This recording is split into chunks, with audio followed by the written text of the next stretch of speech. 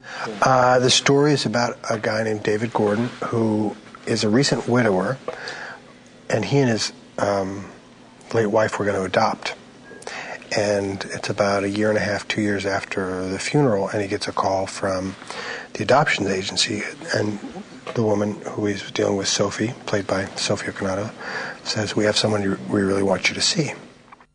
You know, on one level, he's got to socialize the kid and integrate him into the world, but on the other level, he's got to let the kid be who he is.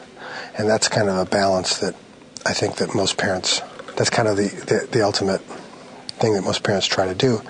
So I've seen that with, thinking back on my relationship with my parents and watching my sister with her kids and my friends with their kids. I don't have any kids yet, but, I've watched it, and just taking on this part has really made me think about it. And I said, God, it's kind of like an art form. I mean, how much do you, make them kind of conform to the world, and how much do you let them be who they are? And I don't think there's an easy answer to it. I think people who think there's an easy answer probably don't have to go raise a kid. Fathers and mothers, they're the kind of heroes of the everyday, and this kind of dance that we do with each other, with parents and sons and daughters, is really where all the drama of life comes from. And if you pay attention to what's going on around you, all the drama in the world is right there, I just my philosophy with her is, if you do a scene with her, you just kind of get out of her way and try not to get run over. And then hopefully, you'll ride her coattails. And I think she's probably just the most talented, pure talent member of the family, for sure.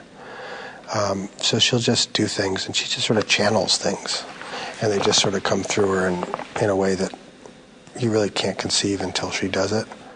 Amanda, I think, I don't know if other people think this, but I think, to me, she has this kind of fragile kind of soulfulness that she has on screen. So she has a strange paradox of being, incredibly tough and stubborn and resilient, and yet being very, very kind of fragile, which I find really compelling to watch on screen. And then, she's just a very kind of curious, open person.